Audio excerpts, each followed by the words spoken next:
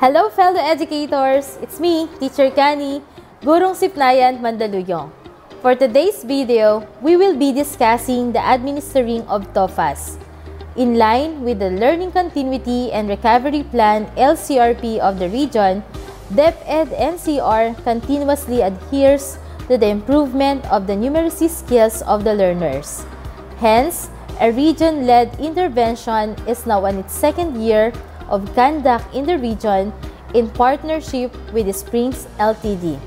The PALM, our Program in Advancing Literacy and Mathematics Phase 1, focuses on the learning gaps on the computational skills of the learners from grades 1 to 10 this school year 2023-2024. So, the activities that are included under this program is the administration of beginning of school year diagnostic tests.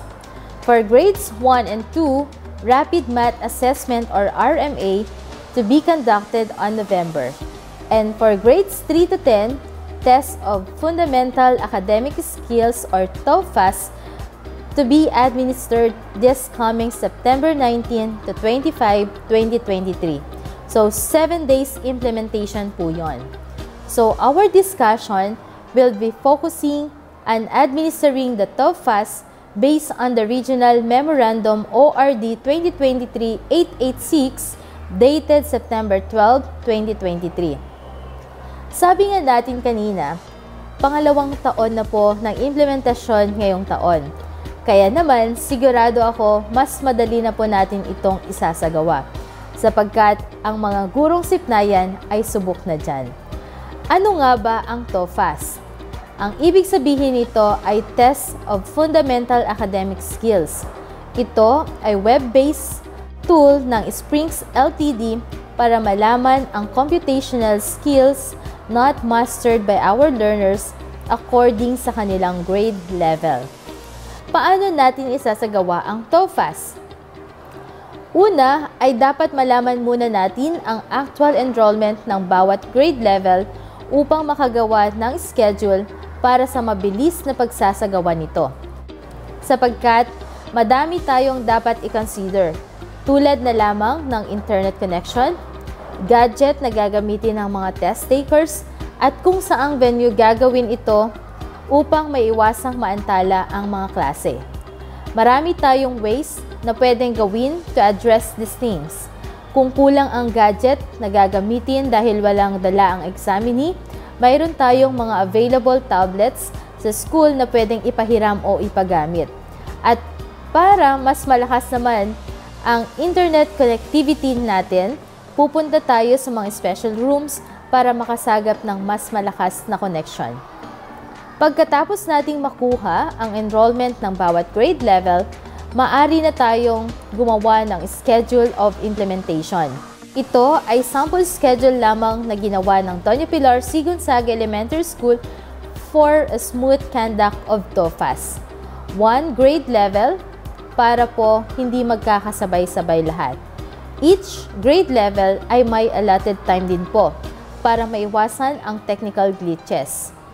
Since nakaplat na po tayo ng schedule, kukunin naman natin ang list of names or examinees per grade level. Pagkatapos, ay ilagay natin sa template na binigay ng ating masipag na Math District Coordinator, Ma'am Marites Pataksil, upang mabigyan tayo ng individual account and password para sa ating mga learners. I think most of the schools ay mayroon na pong mga TOEFAS accounts. So, ito lang naman po yung prerequisite natin for us to be able to log in TOEFAS. Once we have the account of our learners, isa-isahin na naman po natin itong ibibigay sa ating mga teacher facilitators ang mga account ng bata upang sila na po ang bahalang magbigay individually. Then, if all is set, we can now proceed with the test, following the scheduled time, date, and venue of the test. Let's try to take a glimpse on the interface of TOEFAS. Kaso nga lang, currently, closed pa siya ngayon. Kaya gagamitin ko yung screenshots last time. Once inopen natin yung link, eto siya. Kailangan mag-login muna tayo. Ilagay natin ang username and password and then click Start. Once na nag-open na po yan, tuloy-tuloy na siya. Don't worry teachers, too fast ito kaya hindi tayo aabutin ng siyam-siyam. Too fast kasi siya. Mayroong changes from previous guidelines.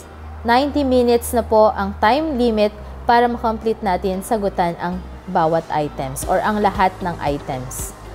The results of the TOEFAS that will be shared to us will serve as a baseline data and input for planning and decision-making on instructional adjustments and interventions at the regional, division, and school levels.